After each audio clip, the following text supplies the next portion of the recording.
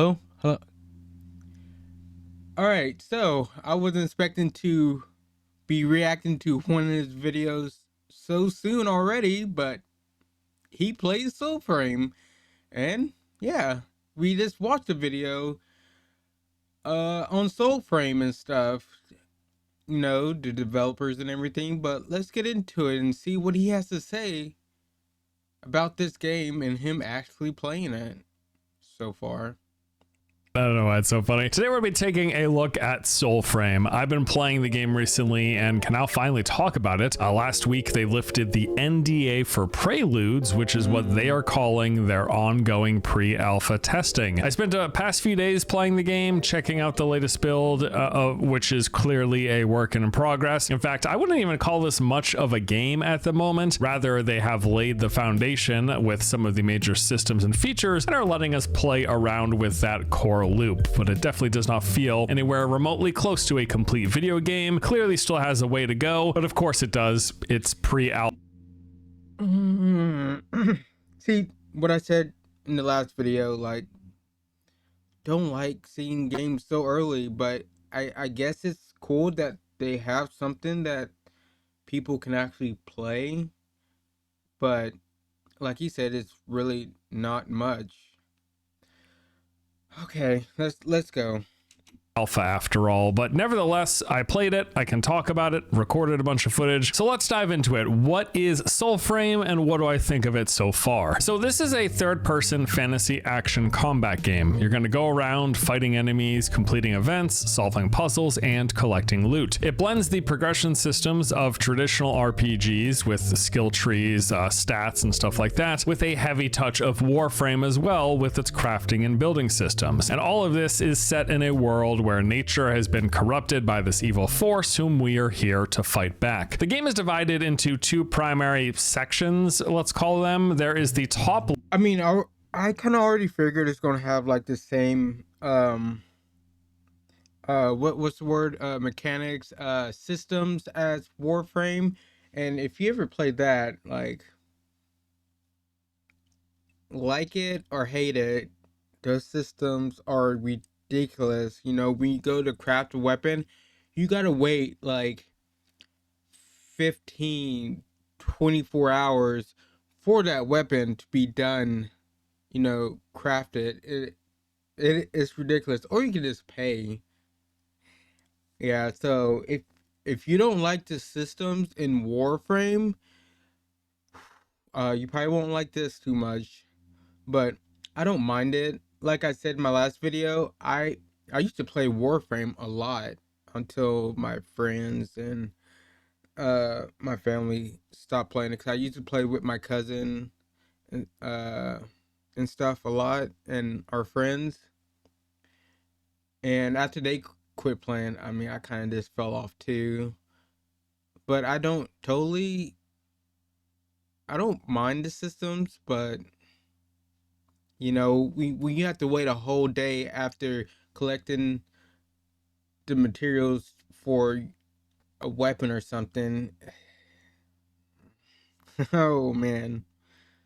Level, which is an open world made up of static points of interest, and then there is what's called the Undercity, which are these ever-changing subterranean procedural dungeons. Now, pretty much straight away after a brief tutorial, the game has you bouncing between these two areas. You'll spend some time moving around the open world, visiting the points of interest, fighting the groups of enemies, collecting loot, and doing some objectives, after which you'll be directed to one of several underground dungeons. You'll move through those various hallways and rooms, clearing the enemies there, solving the occasional puzzle and collecting loot, and then eventually you'll find your way to the exit, emerging back into the open world. Rinse and repeat. You're going to do this over and over and over again, with your primary motivation being power progression. You are doing these aforementioned activities that will be granting you experience, leveling up your character, progressing your class, leveling your weapons, while also accumulating the resources and currency needed to craft new weapons and armor. The The combat system here is action, and as you can clearly see, there's a heavy emphasis on melee, but the game does also include ranged attacks and spells. So you've got basic light and heavy attacks with some short combo chains that you can do. There is a dodge and a parry with perfect timing options and counter attacks to follow. You can even throw your weapon and then God of War style recall it back to your hands, or if you want, after tossing it out, you're free to go fisticuffs for a little bit, which can be kind of funny. I will add as well that the weapon throw feels really good. I ended up using it pretty heavily while playing the game.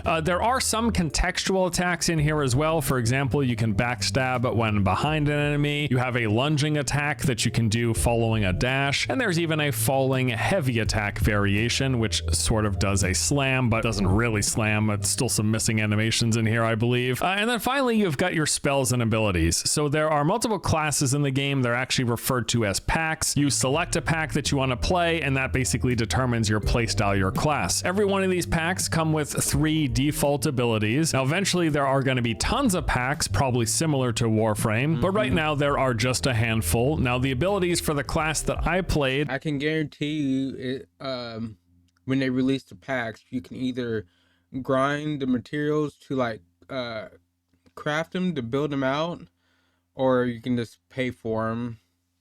which was the Ode Tempest pack, include Sizemore, which is this fiery bowling ball that will damage and push back enemies in a line. Then there was Astra Sphere, which places a sphere on the ground that deals electrical damage within a radius. And then Atmos Sphere, which is a defensive ability that absorbs incoming attacks. Now, not surprisingly, melee combat in this game feels a heck of a lot like it does in Warframe. Very, very similar. Maybe it has a little more impact to it, a little more oomph, but not a ton, frankly. In fact, the whole thing still feels rather stiff all around, and enemies could use a bit more hit react for sure. I mean, half the time it feels like I'm swinging my weapon at the air, because even if it connects, the enemy barely responds to being struck. It does not feel very good. I would say that the combat feeling rather lacking is one of my biggest early points of feedback. This is something that I really want them to continue to focus on. I am hoping and assuming that they will continue to work on this going forward, because after all, it is still just pre-alpha, and yeah, combat needs quite a bit more love in my opinion. The enemies that you're going to be fighting against consist of a mix of basic ranged and melee options. There's melee, including these basic grunts that wield a variety of close range weapons, and then there are ranged variants using things like bows. You even got some magic casters in here as well. There are these enemy dogs, although you don't actually kill these ones, rather they run away when you remove their head covering, which is a nice little touch, because the whole game is kind of like you're friends with the animals. You're trying to restore nature and bring a balance and everything. So we're not killing the dogs, we're killing the evil things corrupting and capturing the dogs. There's also various, I guess I'll call them elites. These are larger enemies. Oftentimes they'll be wielding a big two-handed weapon or a one-handed and shield, and they get their own special health bar that appears at the top of the screen whenever you're near one of them. There's also a couple, I think 1 or 2 bosses that are tied to the main story quest, but that all wraps up pretty quickly. So you're fighting these enemies in the previously mentioned like 2 main sections of the game, the open world and the dungeons. So the upper level of what is the open world currently consists of a small portion. It's about like a fifth of this island that they're building out, and the whole thing is rather hilly. It's got patches of wooded areas, there are lakes and rivers, there are some caves and other natural terrain in the environment, all of which is also then punctuated by multiple points of interest. These include towns and villages, castles and towers, and many of these tiny little enemy camps with these little huts all throughout. Sometimes they're around a campfire or around one of these oil wells called moaners. But yeah, you got enemy camps scattered all throughout, and then these major points of interest. Now, while you are in the open world, you're certainly free to just roam around doing whatever you want. You'll kill the enemies that you see. You'll break open crates and barrels. Can I just say, like, so far the open world looks good. It looks good so far. So I wonder how big the world is going to be, because like I said, I played Warframe when it first came out, and one of the criticisms I have with that game, like, you go like to different planets, but they're just like linear like arenas, like mini dungeons in a way, and to be honest, they all look the same.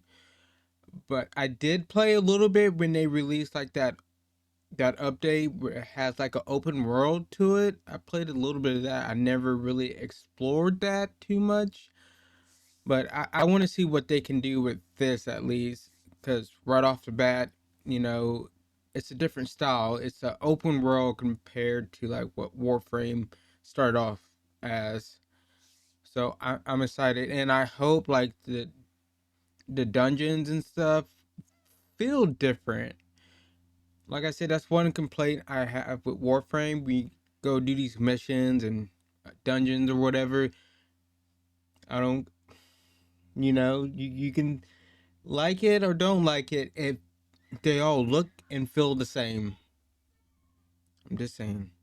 To get some money. You'll open chests for loot and resources. You might rescue some captured animals and collect a handful of what are harvestable resources found in the environment. At the same time, though, you will be constantly receiving these patrol quests. I don't actually know what they're technically called. At one point, I see them referred to as the Sparrow Tails, but whatever they're called, these quests are asking you to complete one of many different objectives for reward. And these include some basic tasks like clearing a camp of enemies, destroying those oil drilling or spawning moaners, slaying some sort of a roaming mini boss, or Open intercepting world a patrol activities. of enemies. And then there's also more elaborate ones like the Hark the Collector quest, where this spaceship actually descends from the sky, bringing with it a lightning storm. Going to that location will then start a chain of events. First, you fight off a couple of waves of enemies that are summoned in, and then it culminates with a boss fight against Nimrod, the electric infused boss that we saw in previews. This is the most elaborate of these events that I've seen in my time with the game so far, and I hope that there are more of them that they add in the future, because this is actually quite interesting. Now, many of these patrols will have you doing stuff in that open world area, but then oftentimes they will also bring you into the dungeons. Dungeons in Soulframe function a lot like they do in their Warframe equivalent. The different dungeons will consist of a set of potential building blocks, and then those blocks are procedurally placed together so that no two runs are exactly alike. That's now, fine. these building blocks range from consisting of small connecting hallways and corridors to massively large open spaces, some with a ton of verticality, and then everything in between. Now, one of the interesting things that I've noticed here is that many of these building block rooms, especially the larger ones, will actually have several potential entrance and exit points, so that on any given run, you might find another area that's open to explore that was closed off previously at several different branching parts of a single room. It's not just like there are rooms with one entrance and one exit, and then it's connected to a hallway, and then another room with one entrance and one exit. A lot of these rooms will have several potential entrance and exit points, and the way they combine these and put these together, I think they do a really good job of it. And as I mentioned, some of these rooms can be quite vertical. There are many of them that have like multiple levels and layers that extend up quite high and low. Each of those levels within those individual rooms, again, can also have their own potential connecting paths on them as well. Now, after a couple of days, I've definitely started to get to know the rooms. I'll know sort of where some of the hidden chests might be found, some of the potential entrance and exit points, the event locations, etc. But I will say that this is one of the better implementations of a procedural dungeon layout that I've seen in a game that uses this kind of a system. There's already quite a lot of depth and variety in here, and I presume that's just going to get even better with time. Yeah, they've just done a pretty good job here with how they've implemented procedural dungeons. So you can go into these dungeons on your own accord. Once you've found the entrance, you're free to keep running it over and over again, going through, leaving, and then going back in. If you want, you can do that. But as mentioned, other times you're going to have one of those Sparrow quests that direct you to a specific dungeon, and then once inside, you're going to have some similar objective, either to complete a task or to kill some group or combination of enemies. Then there's also, in these dungeons in particular, quite a lot of puzzles and secrets and hidden areas. Now, I've mostly found the puzzles in the dungeons, although some of them have been in the open world. You've got things like push and pull puzzles, where you're going to move one piece and then multiple other pieces move at the same time. You need to figure out the proper order so that they all line up in a proper combination. Or there's sunlight redirecting puzzles, where you follow a light beam from the ceiling and then have to move or break objects that are in the beam's path to connect it, reflecting off of a set of mirrors. There are hidden levers that once found will lift debris or raise platforms. There are statues that are fallen over. You need to knock them back into place. You have to destroy the oil well things called moaners, which will clear corruption. And in all of these instances that I just mentioned, solving the puzzle will grant access to a hidden treasure room. Sometimes these will be full of multiple loot chests, and loot chests are like the main thing you're going after because it's tied directly into your progression of crafting. And then there's other sort of secrets and events. Like I found in one dungeon a statue event where I interacted with these deer statues. It lowered, and then there was just continuous waves of enemies spawning in. In one area, I found this large container that was holding some water, and interacting with that pool revealed some area of the island where I'm assuming there's a secret if I happen to find it. And then also in a lot of the dungeons, you're gonna hear this sort of whispering at certain points, and if you hear that kind of a whispery chattering in the background, if you pull up your pact ability, Okay, so far it doesn't sound bad. You got puzzles, secrets, multiple paths and stuff. Love it so far. Sounds good. One problem, like, is he showing like multiple dungeons? Because if so, like, they really, really, really look similar, and that's gonna be one of my big problems. Like, I want, these dungeons to at least look different, But I guess we have to see. I haven't played. I don't know what he's showing really. Like, is this just one dungeon he's showing? Maybe just two? I don't know. I haven't played the game, but I just want them to, like, at least look a little different.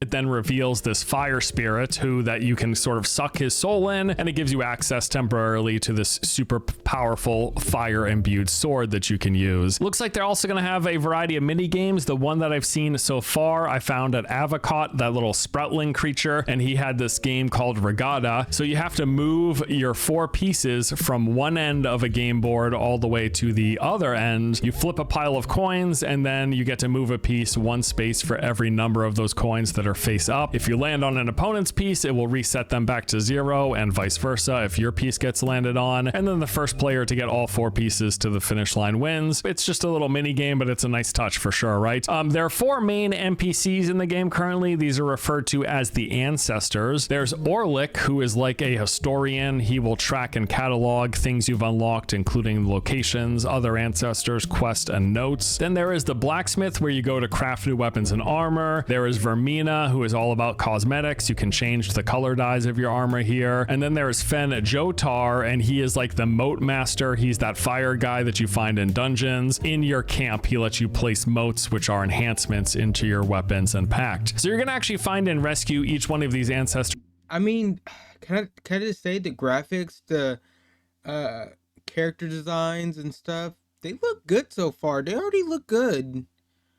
I really have no complaints about that part. Like, they're really, like, detailed. You can tell it looks good Out in the world. The first one that you do, the historian Orlick, is part of the early portion of the main story quest line. The other ones you have to find.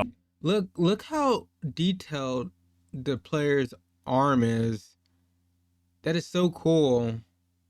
On your own accord. Mostly though, it's just completing a short quest that typically has you returning some personal item to their spirit that then unlocks them for you to use back at your home base. And really, this whole system and how they introduce you to the NPCs is actually really neat. Also, love the NPCs, lots of personality and great voice acting here. This was something I was really impressed with. Now, in terms of progression in the game, there's a few parts. So there are the weapons that you use, those can be leveled up, getting stronger as they go. And then there are also weapon skill trees called the combat arts. So for every class of weapon, for example, sword and shield, or pole arms, or long swords, or short swords, every class will have its own progression skill tree. There are also passive stats called virtues for your character, and these include enhancing your courage, your spirit, and your grace. Then there is the classes or the pacts. Those come with 3 abilities that you unlock as you level the pact. But then also as you level, there is a skill tree with further enhancements within it. And then finally, there is the crafting system. The game game has multiple pieces of armor and weapons for you to craft. So first what happens is you have to discover the fragments for a piece of gear. This is for both weapons and armor. Once you have all of the fragments, you then just need some resources, materials, and gold in order to craft it. So the materials and gold are found simply by playing the game, although it seems like the most valuable source seems to be from opening loot chest and from completing those patrol quests. Once you have all of the required items, you can then craft the weapon and armor. You do this at the blacksmith in your base, and it's basically exactly like Warframe. You take all the materials, you put them together, and then you have a build timer. This seems to range anywhere from 2 to 10 hours in most cases, but there was one piece of gear that I have that takes up to 24 hours of crafting time, and this is real work.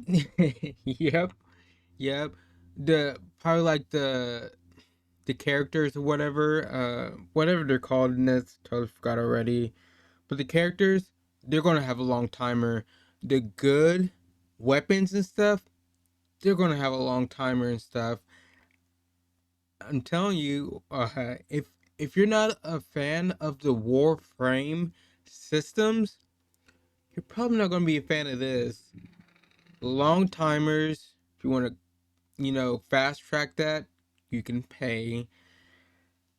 It's just like if you played the first Ascendant, right? The timers like in that are freaking long, but you can bypass it by paying real money. If you don't like those systems, I don't know if you're gonna like this game. I mean, you might like the look of it and stuff and the gameplay and everything, but it's only gonna take you so far.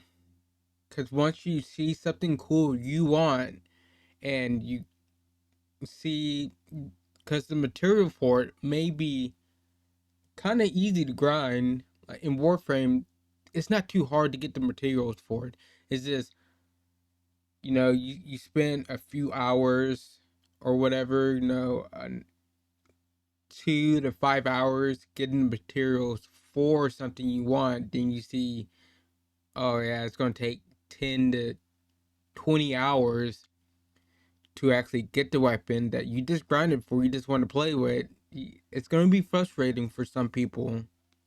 This is just the truth, because I'm a big looter shooter, loot driven game guy. Like, I like loot games, and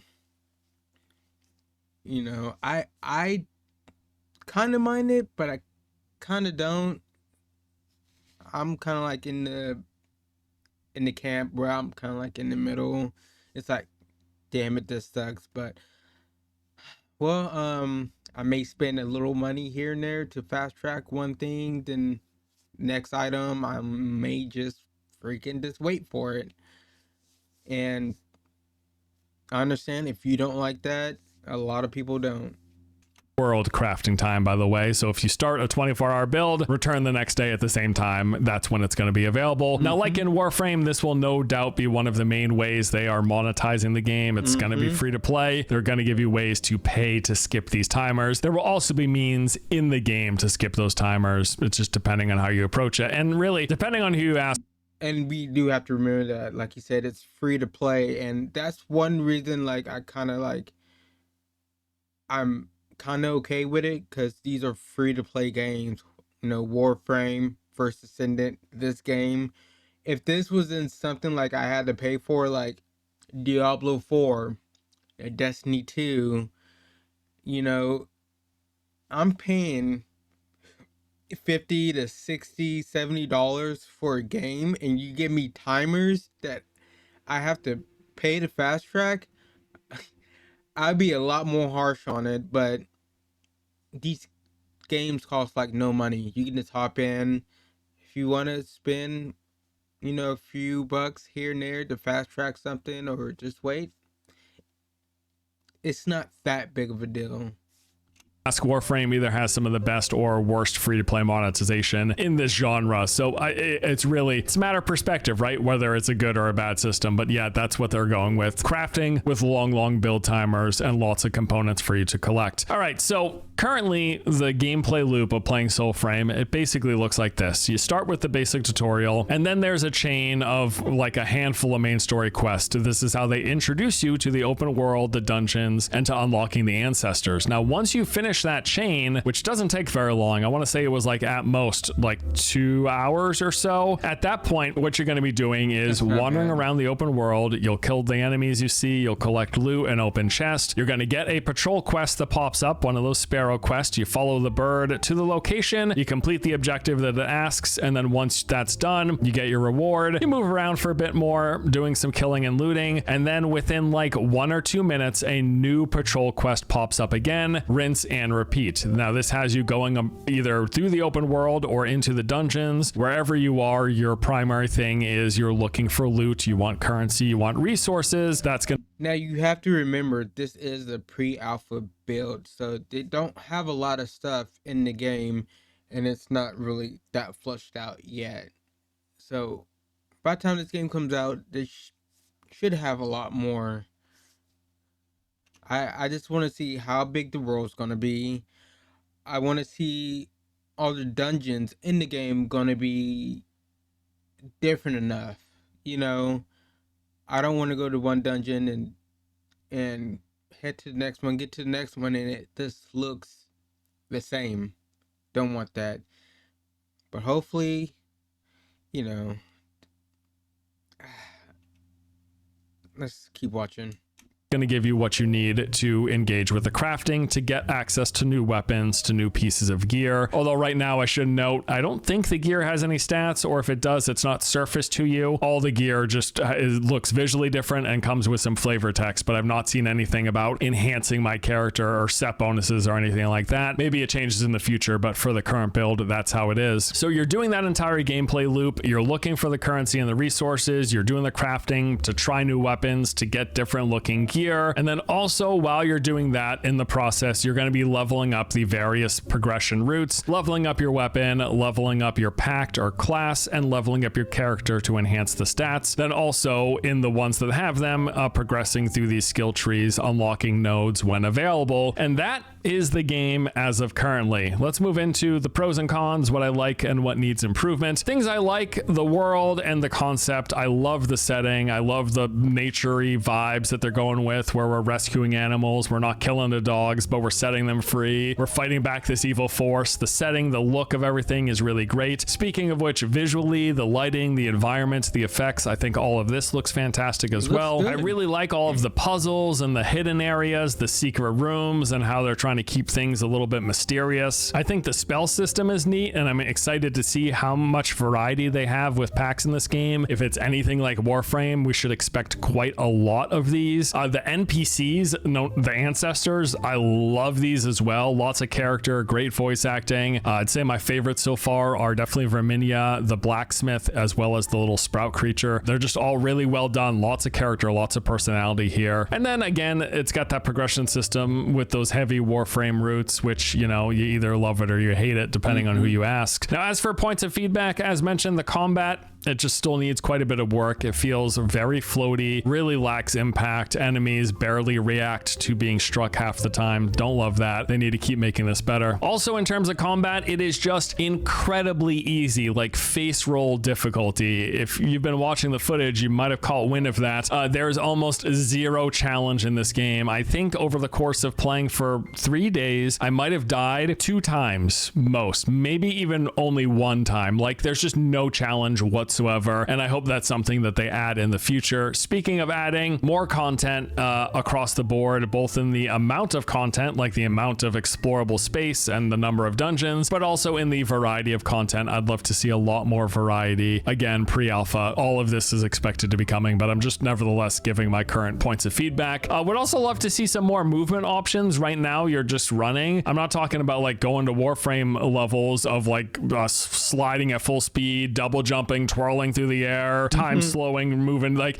no. Just some more movement with things like mantling, because right now you can't even lift yourself up over anything that's like above waist height. You're gonna have to walk around in most cases. So even something just like being able to mantle your character, being able to pull yourself up onto ledges would be really, really nice. Just some more options here. There is very little in the game at the moment, and I pretty much exhausted the Soulframe's content after just a few days. Now I could keep on grinding in order to unlock some more armor and weapons, but there's really not much reason to do so. I've maxed out my character, I've maxed out my pact, I've maxed out the weapons that I'm using, and there doesn't appear to be any difficult or like pinnacle content for me to work towards. I may have missed something, I don't know, but more so really is the fact that because the game is so early on, I'm really not interested in burning myself out on such a content incomplete version of the game. I do quite like what I played. It still definitely has a ways to go. We need more overworld, we need more open world variety, we need more space to explore, some more dungeons, of course, more content variety in general, and really, really, really want more difficulty here. All of that is absolutely needed, but as a baseline, I did like what I've played. So it still definitely has a ways to go before it feels like a fleshed out video game, but the core foundation, the systems and features, and the basic loop that they've introduced here and that I got to play in Preludes, I think it's pretty good. I want them to finish up combat. I want them to do all the things that I recommended, but as a foundation, I'm hopeful. I am really hopeful for Soulframe's future. That does it for our look at Soulframe Preludes, this pre-alpha version of the game. Again, nice foundation. Okay. So, what he's saying, not bad for what they have right now and what he played, which isn't very much, because, like he said, this is pre-alpha. But go give him a like, subscribe to him and stuff. Love his videos. I really didn't mean to like react to one of his videos so soon, but well, he actually played the game, so I had to watch it, and I wanted to watch it with y'all. But my thoughts on the game so far, I hope if you don't like the systems in Warframe, or like the First Ascendant and stuff like that, you're probably not going to be a fan of this game, because it's going to be those long timers collecting materials for the different classes and weapons and stuff.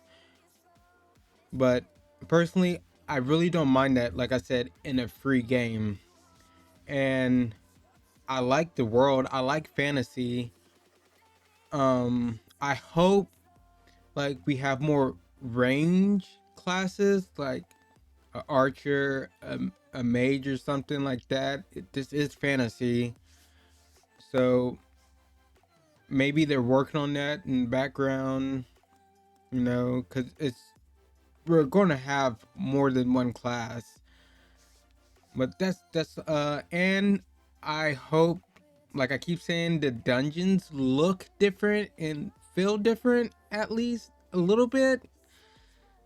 And of course, they're probably still gonna keep working on combat and stuff. Like you said, it's kind of floaty. Hit detection for the enemies isn't really there. But early build, we have to remember that this is the early build, so they're still working on the game. And just seeing what they have with the environment, the open world, the combat they have now and stuff, I'm hopeful. I'm really am hopeful. I cannot wait to play this game. And when it comes out in alpha or something, or beta, hopefully I get a code. Probably not, I'm too small. I don't get codes for these kind of games, but I do see people that actually appreciate my thoughts and opinions and reviews on games. So hopefully I'm gonna definitely do more stuff like that, because I can keep yapping on like I am right now. In my opinion, I know my opinions can be dog shit, hot takes, and some of them can be cold takes. I see some people agree with my takes. And hopefully that actually takes this channel me somewhere, and I can, get early access to these games and stuff and give you my opinions, because I'm just like most of you. I am just your casual average gamer.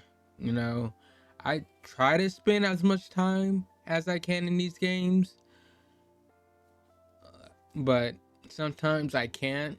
I try to play all kinds of games, all the games that I can, and especially if they're looter shooters, loot collecting games like this game, Warframe, Diablo.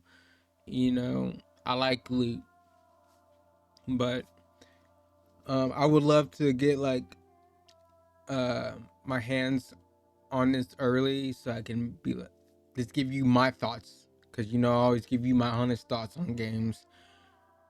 But my thoughts so far, seeing this, it looks good. It looks good so far, so I'm hopeful. But with that said, I'm out. Leave me like, subscribe, and ring that bell for more videos. And like I always say, have a good day or night whenever you're watching this. And oh yeah, more videos. Gonna have some right here. You can like my review thoughts and stuff up here, and I don't know what I'm gonna put over here, but yeah, watch these. All right, peace.